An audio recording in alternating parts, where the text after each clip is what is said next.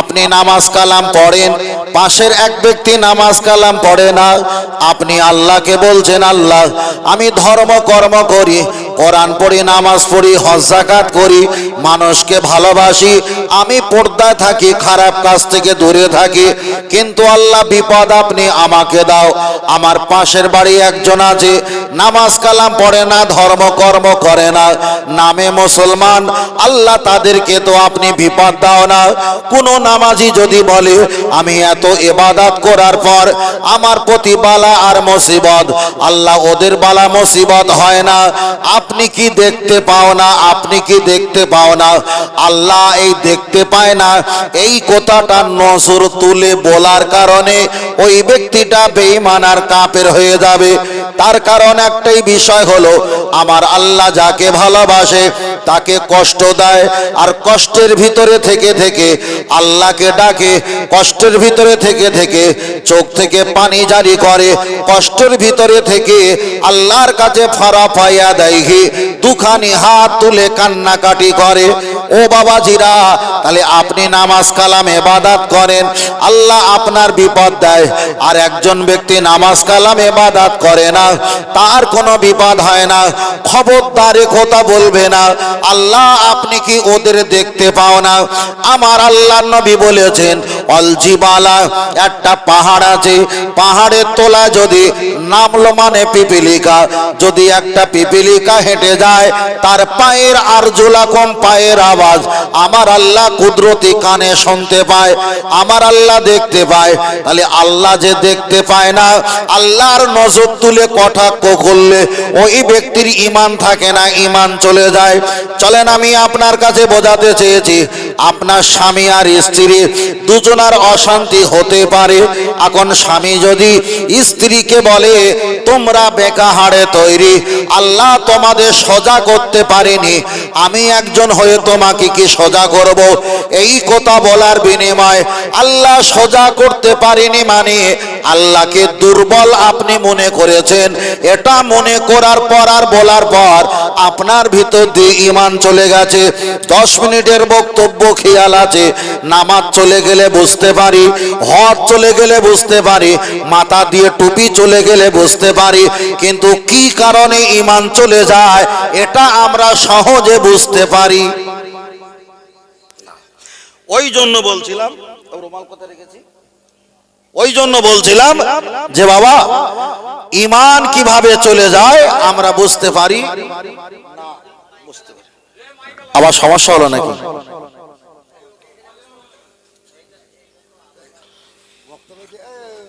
বাবু দেখো আওয়াজ না, রুমাল নিয়ে এসেছিলাম, রুমাল এখানে ছিল,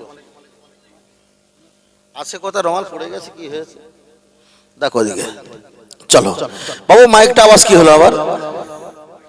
ও বক্স দেখেন, একটু একটু আউটপুট ইনপুট একটু নাড়া দাও, ঠিক হয়ে যাবে।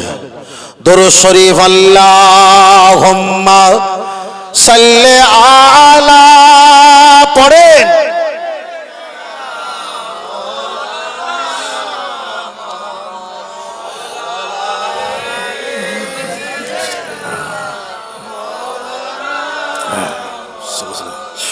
ও আমার বাপজিরা, আমি আপনাকে বলছিলাম তাহলে আমাদের কাছ থেকে নামাজ চলে গেলে, রোজা চলে গেলে আমরা বুঝতে পারি, কিন্তু আমাদের ভিতর দিয়ে ঈমান যদি চলে যায় আমরা সহজে বুঝতে পারি না। ওই জন্য আল্লাহর নবী ফজর, জোহর, এশা, মাগরিব এমন করে 5 ওয়াক্ত নামাজে এক এক ওয়াক্তে 20 বার করে তওবা পাঠ করতেন। 5-10 কে দেখা যায় 50, আর এদিকে 20 বার করে মানে 100 বার করে উনি তওবা শরীফ পাঠ করতেন।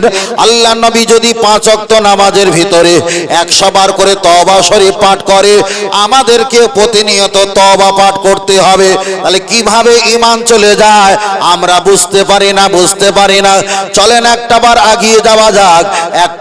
একটা মহিলা আম্মা জান আর একটা মহিলা আম্মা জান, অ্যাকচুয়ালি দুটো মহিলা, দুইজন যদি ঝগড়া করে, একজন নামাজ পড়ে, একজন কোরআন পড়ে, একজন পর্দা করে, আর কোন মহিলা যদি যদি বলে নামাজি মেয়ে লোক, নামাজি মেয়ে, তুমি নামাজ পড়া দেখাচ্ছ, তুমি ঘোমটা দাও, ও ঘোমটা দিয়ে কোনো লাভ হবে না। একজন দাড়ি রেখে বদমাইশে কাজ করেছে, কোন ব্যক্তি যদি বলে তোমার দাড়িটা তুমি কেটে দাও, একজন মাথায় টুপি রাখে, টুপি দিয়ে কোনো খারাপ কাজ করেছে, যদি কোনো ব্যক্তি বলে তোমার টুপিটা টান মেরে ফেলে দাও, কোন ব্যক্তি যদি জুব্বা পিরহান লম্বা জামা পরে, কোন ব্যক্তি ওই জামাকে যদি কটাক্ষ করে, ফুরফুরা শরীফে মোজাদ্দে জামান দাদা পীর রহমাতুল্লাহ আলাইহি ওনার অনুমোদিত বসিরাট আল্লামা রুহুল আমিন রহমাতুল্লাহ আলাইহি একটা কিতাব লিখেছেন, কিতাবটার নাম হলো কলেমাতুল কুফর। আল্লাহর নবীর কোন সুন্নাতকে কটাক্ষ করলে ওই ব্যক্তির ঈমান থাকে না, ঈমান থাকে না। ফের আমি আপনাকে বলছি বাবা, কোন ব্যক্তি যদি খারাপ কাজ করে তার প্রতিবাদ করার জন্য তিন রকম অপশন আল্লাহ নবী আমার হাদিস শরীফে বললেন, মান রাই মিনকুম মুনকারান, তোমার সামনে যদি খারাপ কাজ হয় ফালিউ গায়রু বিয়াদিহি, প্রথম তুমি হাত দিয়ে প্রতিবাদ করো।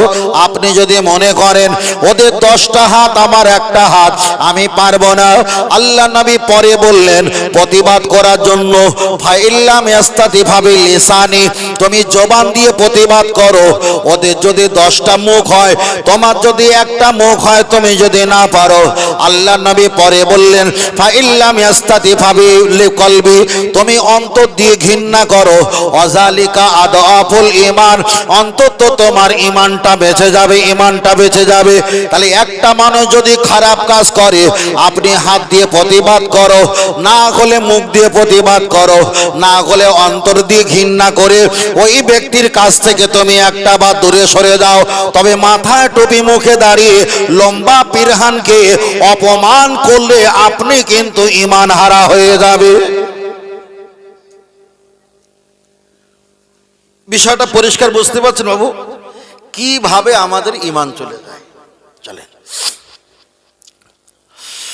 ও আমার বাপজিরা, আমি আপনাকে বোঝাতে চেয়েছি, লক্ষ্য করে দেখা যায় আপনি আগিয়ে চলে যাওয়া যাক। তাহলে কি কারণে ঈমান যায় আমি সংক্ষিপ্ত হলেও আপনার কাছে আমি বোঝাতে চেয়েছি। এখন চলছে ঠান্ডাকাল, এখন চলছে ঠান্ডাকাল, আবার যখন গরমকাল যখন চলে আসে, আবার বর্ষাকাল যখন চলে আসে, আমার কথার দিকে তাকাও। এই হয়তো আপনাকে এইভাবে খুলে বলবে না, আমি আপনার কাছে মুখস্থ করে আসিনি, আমি ভাবছি আর আপনার কাছেই বলছি, একটু আগিয়ে চলো। বর্ষাকালে যখন আসসামা, আসমান থেকে যখন পানি নাজিল হয়, যখন মোটা মোটা বৃষ্টি যখন জমিনে পড়ে, পানিতে পড়ে, এমন করে একটা ডিমের মতো গোলপেনা ভেসে চলে যায়। মুরব্বীরা বলতেন, এই পানির ফেনা দেখে হিসাব করে বলতেন এ বছরে বন্যার পরিমাণটা বেশি হবে। আমার আল্লাহকে, আল্লাহ নবীকে জিজ্ঞাসা করলেন, ইয়া রাসূলুল্লাহ সব কিছু জানে কে? আমার নবী বললেন আল্লাহু আলাম, আমার আল্লাহ ভালো জানে। পৃথিবীর বান্দার যেখানে জ্ঞান শেষ, আমার আল্লাহর জ্ঞান ওখান থেকে শুরু। তাহলে কোথায় পানি হবে আর কোথায় বৃষ্টি হবে, কেমন হবে, যা জানে মহান আল্লাহ। কিন্তু দুনিয়ার মানুষকে আল্লাহ যে দিমাগ আর বুদ্ধি দিয়েছে, অনুকরণ করতে পারে, অনুকরণ করতে পারে।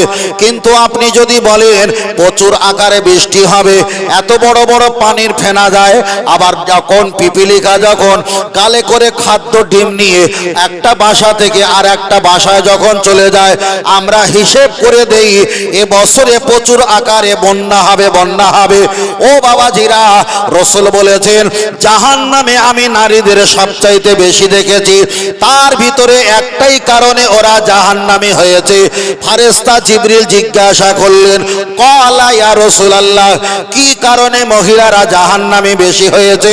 আল্লাহ নবী জবাব দিয়ে বললেন, ওরা আজগবি খবর বেশি বেশি বলার কারণে। তাহলে মেয়েরা যখন আজগবি খবর বানিয়ে বানিয়ে বলে, এর কারণে আল্লাহ তাদেরকে জাহান্নামে দিয়েছে। একটা পুরুষ তুমি দেখা যায় পিপিলিকা গালে ডিম নিয়ে যায়, আর উপর থেকে পানি খোলে, এত বড় ফনা হয়, এত ডুমপেনা বলপেনা হয়, আর আপনি এটাই দেখে পানির হিসাব বলে দিয়েছো। না আছে আপনার হাতে কোনো যন্ত্র মন্ত্র, আপনার ব্রেনে যা এসেছে তাই আপনি বলে দেবে, চলবে না। পানি কম আর বেশি দেওয়ার মালিক একমাত্র মহান আল্লাহ। জোরে বলেন। এবারে বলেন, আমরা বলি না? চলেন, হঠাৎ করে কালকের খবরে বলে দিয়েছে যে 6 তারিখে অমুক দক্ষিণবঙ্গ অমুক জায়গা থেকে ঝোড়ো হাওয়ার সম্ভাবনা আছে। তারা তো ডাইরেক্ট বলে না, তারা সম্ভাবনাটা বলে। কিন্তু ওই খবরটা শুনে আমি চায়ের দোকানে বলছি যে কালকের 6 তারিখে বিরাট ঝড় হবে। এখন যদি না হয়, যদি না হয়, চলেন। আল্লাহ নবী একটা হাদিস শরীফে বললেন, ও আমার সাহাবীরা জেনে রেখে দাও, সেই জামানা আখিরি জামানায় রাতের বেলা আমার উম্মতেরা ইমানদার হয়ে ঘরে প্রবেশ করবে, আবার সকাল না হতে হতে আমার ওই উম্মত বেঈমান আর কাফের হয়ে যাবে। যার ব্যাখ্যা আমি আপনাকে বোঝাতে চেয়েছি। তাহলে আপনার কাছে বলছিলাম, রোগ বিমার হলে আল্লাহকে কখনো দায় দেবে না। বেনামাজির প্রতি যদি আল্লাহ রোগ বিমার না দেয়, আল্লাহকে নজর তুলে কথা বলবে না। সবকিছু জানে মহান আল্লাহ। আমাদের হাতে কোনো যন্ত্র মন্ত্র তন্ত্র কিছুই নাই। পানি কোথায় হবে না হবে আমি কিছু বলতে পারবো না। তাই এই কথা জ্বললে যদি ঈমান চলে যায়, এখন সকালবেলা চায়ের দোকানে গিয়ে বলবে 24 পরগনা সন্দেশখালী সুন্দরবন থেকে মফিজুল হুজুর এসে বলছে, এই কথা বললে ঈমান চলে যাবে। চায়ের দোকানে আর একটা নামাজি, উনি ফজরের নামাজ পড়ে চায়ের দোকানে গিয়ে বলছে, হুজুররা কত কি বলে, অত শত মানলে এ পৃথিবীতে বাঁচা যাবে না। তাহলে ওই নামাজি সকালবেলা ঈমান, রাতের বেলা ঈমানদার ছিল, আর সকালবেলা ফজরের নামাজ পড়ে রসুলের এই কথাটা অস্বীকার করে বেঈমান আর কাফের হয়ে গেছে। তাই আমি আপনাকে বলছি, নামাজ চলে গেলে বুঝতে পারি, রোজা চলে গেলে বুঝতে পারি, মাথায় দাড়ি, মুখে দাড়ি, মাথায় টুপি না থাকলে আমরা বুঝতে পারি, কিন্তু আমাদের ভিতর দিয়ে ঈমান চলে গেলে আমরা বুঝতে পারি না। ওই জন্য সর্বসময় তুবু ইলাল্লাহ, আল্লাহর কাছে তওবা ইস্তিগফার পার করতে হবে। তাই আমার আল্লাহ জানিয়েছে, যারা আমার কাছে তওবা পাঠ করে ফিরে আসে, আমি আল্লাহ তাদেরকে বড় ভালোবাসি। আল্লাহর কাছে তওবা করতে হবে। আল্লাহ আল্লাহ। এই যেগুলো বলছি এগুলো হলো বাস্তবিক কিছু আমাদের সমস্যা। আগিয়ে যাই। ও আমার সোনা মানিকেরা, আগিয়ে চলে যাওয়া যায়। লক্ষ্য করে দেখা যায়, আল্লাহর নবী মুসা আলাইহিস সালাম এক সময় আল্লাহকে জিজ্ঞাসা করেছেন, আল্লাহ আপনি খুশি হলে কি হও? আমার আল্লাহ বললেন, আসমান থেকে আমি পানি নাজিল করি, ওই এলাকায় পানি নাজিল করি। আমার আল্লাহকে আবার জিজ্ঞাসা করলেন, আল্লাহ আপনি দ্বিতীয়বার খুশি হলে কি করো? আমার আল্লাহ পাক জবাব দিয়ে বললেন, ওই এলাকায় আমি বেশি বেশি মুআন্নাস আওরাতুন, মানে বেশি বেশি কন্যা সন্তান দান করি। আল্লাহকে আবার তৃতীয়বার জিজ্ঞাসা করলেন, আল্লাহ আপনি তৃতীয়বার খুশি হলে কি করেন? আমার আল্লাহ জবাব দিয়ে বললেন, ওই এলাকায় মুআল্লায় আমি বেশি বেশি মেহমান আত্মীয় পাঠিয়ে দেই। তাহলে 1 নম্বরে খুশি হলে পানি দেয়, 2 নম্বরে কন্যা সন্তান দেয়, 3 নম্বরে আল্লাহ মেহমান পাঠিয়ে দেয়। ও বাবাজিরা, তাহলে আল্লাহ যদি পানি দেয় এটা হলো রহমত, আল্লাহ যদি বাড়ি কুটুম আত্মীয় মেহমান পাঠায় এটা হলো রহমত, আল্লাহ যদি বাড়ির পরিবারের ভিতরে কন্যা সন্তান যদি দান করে এটাও হলো রহমত। রহমত তাহলে ওই বাচ্চাটা ছোটবেলায় হয়েছে রহমত, 18-20 বছর হয়ে গেলে হয় আমানত, মানে বিবাহ দাও। আবার ওই বিবাহ দেওয়ার পর ওই মেয়েটা যখন বয়স্ক হয়ে যায় তখন হয়ে যায় জান্নাত, তখন হয়ে যায় জান্নাত। আমি আপনার কাছে একটাই কথা বলবো, তাহলে পানি দেওয়া এটা আল্লাহ পাকের রহমত, সন্তান মেয়ে দেওয়া এটা আল্লাহ রহমত, বাড়ি মেহমান আসা এটা আল্লাহ পাকের রহমত। ও আমার ছেলেরা, যুবকেরা, একটা বার বুকে হাত দিয়ে বলো, আল্লাহ আপনার বাড়ি একটা কন্যা সন্তান দিয়েছে, আলহামদুলিল্লাহ। ভালো এলাকায় জলসা হয়েছে, মেলা হয়েছে, কিংবা ঈদ পার্বণে আপনার মেয়ের জন্য একটা কালো চশমা কিনেছেন, 3 বছরের বাচ্চা মেয়ের জন্য একটা প্যান্ট কিনেছেন, শার্ট কিনেছেন, একটা ঘড়ি কিনেছেন, একটা মাথায় ক্যাপ আর টুপি লাগিয়েছেন, আপনার বাচ্চাকে পরিয়ে দাদা আর দাদি, নানা আর নানি কোলে দিয়ে বলছো, আব্বা দেখো আমার মেয়েকে আজ চেনা যায় না, চেনা যায় না। তাহলে আল্লাহ দিয়েছে কন্যা সন্তান, খুশি তো হওয়া দরকার ছিল। আল্লাহর সিদ্ধান্তের উপরে তুমি মোটিফাই করেছো। তাহলে এখানে আমরা মুখে বলি আল্লাহ যাতে রাজি, আমরা তাতে রাজি, এটা হলো মুখে, কিন্তু কাজে হলো আমাদের সবচাইতে আসল ব্যবহার। কাজের ব্যবহার হলো কি? আমার ছোট মেয়েকে নিয়ে প্যান্ট শার্ট টুপি একটা ক্যাপ কালা কালা চশমা হাতে ঘড়ি লাগিয়ে দাদা দাদি নানা নানের কাছে দিয়ে বললাম, আব্বা চিনতে পারছে এটা কে বলো দিনি? তুমি 10 সেকেন্ডের হাসি নিয়েছো, আল্লাহর সৃষ্টির উপরে তুমি বাঁদরামো করেছো। এমনই আমাদের হয় না? হয় না? আমি শুধু বলছি ঈমান। আগে আমার ভাই বলছিল না ইবাদতের বিষয়টা, আমি ওখান থেকে একটু পাঠ নিয়ে এবার ঈমানে আসলাম। আগে লেখাপড়া তারপরে চাকরি, আগে লেখাপড়া তারপরে চাকরি, আগে বিশ্বাস করো সুখে দুঃখে আল্লাহ যথেষ্ট, তারপরে নামাজ রোজা হজ জাকাত এগুলো চাকরি। আল্লাহ আল্লাহ। ও আমার বাপজিরা, আমি আপনার কাছে বলছিলাম, তাহলে একটা বাচ্চার মেয়ের উদাহরণ দিয়ে দিলাম। চলেন আপনার কাছে আর একটা বার এগিয়ে যাওয়া যাক। আল্লাহ যাতে রাজি, আমরা তাতে রাজি কিনা বাস্তবিক প্রমাণ আমি আপনার কাছে বলি। চলেন আপনার কাছে আর একটা কোরআনের আয়াত দেওয়া যাক। আমার আল্লাহর কোরআন জানিয়ে দিয়েছে, ও বান্দা জেনে রেখে দাও, স্বামী আর স্ত্রী যখন এক জায়গায় থাকে, আমার আল্লাহ পাক রহমত আর নাজিল বরকত করে দেয়। এক সময় নবী মুসা আলাইহিস সালাম আমার আল্লাহকে জিজ্ঞাসা করলেন, আল্লাহ আপনি তো সবই দেখেন। আমার আল্লাহ বললেন, লাম লাম, হ্যাঁ হ্যাঁ আমি সব দেখতে পাই। ও আল্লাহ, আমি যে নবী মুসা আমার স্ত্রী দুইজনা এক জায়গায় থাকে, আপনি কি এটা দেখেন? আমার আল্লাহ কুদরতি হেসে বললেন, ওরে বা আমার নবী মুসা রে, আমি আল্লাহ সবই দেখতে পাই। আল্লাহকে বললেন, আল্লাহ আমি নবী মুসা আর আমার স্ত্রী রাতের বেলা এক জায়গায় থাকবো, আপনি যদি দেখেন আমার বড় শরম পায়, আমার বড় লজ্জা পায়। তাফসীর কারকেরা ব্যাখ্যা করে বলেছেন, আমার আল্লাহ বললেন ঠিক আছে আমি নজরটা তুলে নিলাম। এক রাত স্বামী স্ত্রী দুইজনা থাকলো। সকাল যখন হয়ে গেছে, স্ত্রী উন্মাদ আর পাগলের মতো লাফালাফি করে। আল্লাহকে বললেন, আল্লাহ আমার স্ত্রী তো এমন ছিল না, আমার স্ত্রী পাগলের মতো উন্মাদ লাফালাফি করে, তার কারণ কি? আমার আল্লাহ জবাব দিয়ে বললেন, তোমার প্রতি তোমার স্ত্রী প্রতি আমার রহমতের নজর থাকে, দুষ্টু জিন এখানে আসতে পারে না। রহমতের নজর যখন তুলে নিলাম, দুষ্টু জিন তোমার স্ত্রীকে ক্ষতি করা শুরু করেছে। তাহলে এখানে প্রমাণ হয়ে গেল আমার আল্লাহ রাতেও দেখে, দিনেও দেখে। বান্দা কল্পনা জল্পনা করার আগে আমার আল্লাহ সেটাও দেখে। অল আরদা এবং কি মাটির তোলা যা কিছু আছে সব আমার আল্লাহ দেখে। এক কথায় কুল কায়নাতে যা কিছু হয়েছে, হবে, আগামীতে হবে, আমার আল্লাহর হাতে সীমাবদ্ধ। জোরে বলেন সুবহানাল্লাহ। চলেন আমি আপনার কাছে বোঝাতে চেয়েছি, লক্ষ্য করে দেখা যায় আপনাদের এলাকার ছেলে আপনাদের এলাকার মেয়ে দুইজনা বিবাহ শাদী করেছে। এখন বিবাহ শাদী করার পর মাত্র 2 বছর হয়েছে, আল্লাহ গর্ভে একটা সন্তান দিয়েছে। এখন মেয়েটা আব্বাকে ফোন করে বলে, আব্বা আমার গর্ভে সন্তান আছে, আমি প্রেগনেন্ট। আব্বা বলল, মেয়ে কখনো সন্তান নিও না। বড় ছেলেকে ফোন করেছে, ছেলে তোমার বোনের গর্ভে আল্লাহ সন্তান দিয়েছে, রাখবে না থাকবে না কাটবে? বলল, আব্বা রাখার প্রয়োজন নেই, এখন তো আমার বোনের বয়স অল্প, আমার ভাষাটা খারাপ মনে নেবেন না, ওদের তো এখন খেলা করার সময়, ওরা খেলা করবে, কখনো আমার বোনকে এখন সন্তান নিতে দেবো না।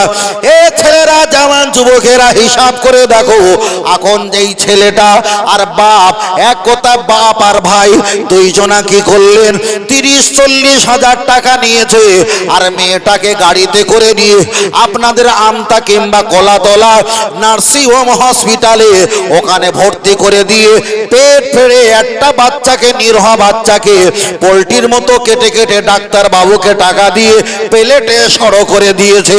তাহলে নিরহ বাচ্চা, এর কোনো গোনা নেই, এর কোনো অপরাধ অপরাধ নেই।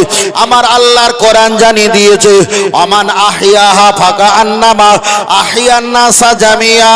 পৃথিবীর ভিতরে হিন্দু, খ্রিস্টান, জৈন, পারাসি, শিবিরি, সাই, গুজরাটি, মারাঠি, কোচবিহারি, বিহারি, বাঙালি, তাম পৃথিবীর ভিতরে 3.5 থেকে 4.5 লক্ষ প্লাস ধর্মের মানুষ বসবাস করে। প্রত্যেককে যদি একজনকে যদি বাঁচাতে পারো মরণের হাত থেকে, আমার আল্লাহ প্রত্যেকের বাঁচানো সওয়াব দান করবেন। আল্লাহর কোরআন পরে জানিয়ে দিয়েছে, ফাকা আন্নামা কতালান নাসা জামিয়া। একজনকে যদি বিনা কারণে বিনা অপরাধে মার্ডার করো আর হত্যা করো, তাকে যদি কতল করে মেরে দাও, ফাকা আন্নামা কতালান নাসা জামিয়া। তামাম পৃথিবীর মানুষকে মার্ডার করলে, হত্যা করলে যতটা গোনা হয়, নিরহ ব্যক্তিকে মার্ডার আর হত্যা করলে অতটা গোনা আমার আল্লাহ তার নামায় আমালে দান করে দেয়। তাহলে আমাদের সমাজে অনেক ছেলে আর মেয়ে বিবাহ করেছে নিজের আনন্দ আয়েশ আর আনন্দ ফুর্তি করার জন্য। 6 মাসে 4 মাসের বাচ্চাকে যারা ডাক্তার বাবুকে দিয়ে পেট কেটে যারা সিজার করে ডিলেট করে দিয়েছে, নিরহ বাচ্চাকে টাকা দিয়ে যারা মার্ডার করেছে, হিসাব করে দেখো, তোমার মাথায় টুপি আছে, মুখে দাঁড়িয়ে আছে, আজকে না নামাজি হয়েছো, কালকে না মুয়াজ্জিন হয়েছো, পরশু না জলসার কমিটি হয়েছো, পিছনে নিরহ বাচ্চাকে টাকা দিয়ে মার্ডার করেছো। এ পাপের ভাগ আর ভাগের ভাগ কে নেবে? কে নেবে? কেউ জানে? বাচ্চাটা কি করেছিল বাবা? তোমার বোনের সুখ, তোমার দুলা ভাইয়ের সুখ। একটা বাক্য আছে, বলতেও খারাপ লাগে, বাপ চাচা থাকে তো, মায়েরাও মাইকের আওয়াজ শোনে, 10 মিনিটের মজা আর সারা জীবনে সাজা। একটা কথা আছে না, 10 মিনিটের মজা আর সারা জীবনের সাজা। কি করেছো বাবা? কারোর শোক দেখতে গিয়ে নিজে যেন আঁক বাড়িয়ে পাপের ভাগ আর গোনার ভাগ ঘাড়ে নেবেন না। এটা বোকামো কাজ, এটা বোকামো কাজ। হয়তো সরকার নিয়ম করে দিয়েছে 18 বছর 24 বছর কম বেশি না হলে বিবাহ শাদী করতে পারবে না। সরকারের নিয়ম সরকারের জায়গা থাকুক, কিন্তু পৃথিবীর ইতিহাসগুলো হিসেব করে দেখো, কি হিন্দু, কি মুসলিম, কি জৈন, কি শিখ, ইসাই, যারা ধর্ম মনীষী ছিল তারা ছোট অবস্থায় তারা বিয়ে শাদী করেছে। তাদের ভিতরে তো সব ছিল না। তার কারণ কি? এখন হয়েছে তুমি সারা জায়গায় ঘোরাঘুরি করো, যখন পানি হবে আর কোনো জায়গায় আশ্রয় যখন না পাবে তখন আর একজনা ছাতার ভিতরে এসো। এটাই হলো সমাজের চিত্র। চলেন আগিয়ে যাই। আল্লাহ আল্লাহ। ও আমার বাপজিরা, আমি আপনার কাছে বলছিলাম, তাহলে নিরহ বাচ্চাকে মার্ডার করা, হত্যা করা সব চাইতে বড় গুনাহ, সব চাইতে বড় পাপ। চলেন আমি আপনার কাছে আর একটা কথা বলি, বাচ্চাকে মারা এটা তো বড় পাপ। কোরআনের আয়াত দিয়ে বললাম, ফাকা আন্নামা কতালান নাসা জামিয়া। বিনা কারণে একজনকে হত্যা করলে তাবা পৃথিবীর মানুষকে হত্যা করার গুনাহ আল্লাহ নামায় আমালে দেয়। হাদিসটা মিশকাত শরীফে এসেছে। আপনাদের এটা জোলা কিংবা মাঠ বলা হয়, বিল কিংবা জোলা মাঠ বলা হয়। আপনারা রাস্তা দিয়ে যাওয়া আসা করেন, বর্ষার সময় গ্যাগু গ্যাগু করে একটা ব্যাঙ ডাকে, গলাটা ফুলে ওঠে। এক কথা বলা যায়, যে কোনো ব্যাঙ রাস্তায় কিংবা আমাদের বাড়িতে আশেপাশে পুকুরে কিংবা খালে বিলে অনেক ব্যাঙ দেখা যায়। রসুল আমার হাদিস শরীফে বললেন, বিনা কারণে যদি একটা ব্যাঙকে হত্যা করা হয়, আল্লাহ রসুল বলেছেন, বিনা কারণে একটা ব্যাঙকে যদি হত্যা করা হয়, একটা খাসি দিয়ে কাফারা আদায় না করলে তার গোনা মাফ হবে না। মানুষ মারা তো দূরের কথা, একটা ব্যাঙ যদি বিনা অপরাধে মারা হয়, খাসি দিয়ে কাফারা দিতে হবে। আল্লাহ। চলেন আমি আপনাকে বোঝাতে চেয়েছি, তাহলে ব্যাঙের মর্যাদা কিভাবে বেড়েছেন। নবী ইব্রাহিম আলাইহিস সালাম, নবী ইব্রাহিম আলাইহিস সালাম ওই জামানায় কাফের বেঈমানেরা যখন আগুনের কুণ্ডিতে যখন ফেলে দিয়েছিল, ব্যাঙ আল্লাহর কাছে অ্যাপ্লাই করেছিল, আল্লাহ আপনি আমাকে একটু হুকুম দেন, ক্ষমতা দেন, আমি ব্যাঙ একটু গালে করে পানি নিয়ে লাফ দিয়ে ওই আগুনের কুণ্ডিতে ফেলে আমি একটু ঠান্ডা করার চেষ্টা করব। আমার আল্লাহ বললেন, ব্যাঙ তোমার ওই সীমিত পানির কারণে নবী ইব্রাহিম আলাইহিস সালামের ওই আগুনের কুণ্ডি কি ঠান্ডা হওয়া সম্ভব? ব্যাং জবাব দিয়ে বললেন, আল্লাহ, সম্ভব তো নয় এটা আমি জানি, কিন্তু আমি নবী ইব্রাহিম আলাইহিস সালামকে ভালোবাসি, তার পক্ষে, তার আগুন নিবানোর পক্ষে এটাই প্রমাণ করার জন্য আমি আপনার কাছে বলছি। ও বাবাজিরা, তাহলে নবী ইব্রাহিম আলাইহিস সালামের আগুনটা নির্বাপিত করার জন্য ব্যাং যদি এই ইরাদা আর নিয়ত করে থাকে, এর জন্য যদি আল্লাহ তাকে মারা হারাম করে দেয় আর বিনা কারণে যদি মারা পড়ে যায়, ওই ব্যক্তির কারণে একটা খাসি দিয়ে যদি কাফারা দেওয়া হয়, তাই আমি আপনাকে বোঝাতে চেয়েছি, একটা গরুকে যদি একটু ধাক্কা দেয়, একটু শিং দিয়ে ঠেলা দেয়, একটা দেখা যায় প্রাণী আর একটা প্রাণীকে যদি কামড় দেয়, কি আমল জাজা আর ইয়ামুদ্দিন, ইয়ানি বদলা দিনে কা দিন, হাসরের ময়দানে আমার আল্লাহ যা যিনি মার খেয়েছিলেন তাকে বড় করে দেবেন, আর যিনি কষ্ট দিয়েছিলেন তাকে ছোট করে দিয়ে মারের প্রতিশোধ দিয়ে ইয়ালাইতানি কুনতু তুরাবা, আমার আল্লাহ মাটির সঙ্গে মিশিয়ে দেবে।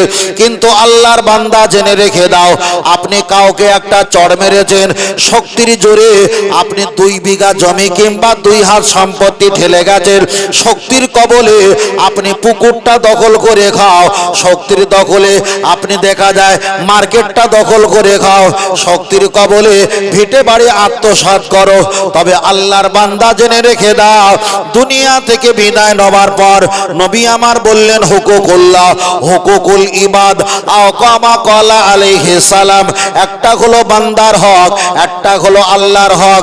আল্লাহর প্রতি নামাজ পড়েননি, আল্লাহ চাইলে ক্ষমা করে দেবে, পৃথিবীর কোনো নবী রাসূল ওখানে হিসাব চাইতে যাবে না।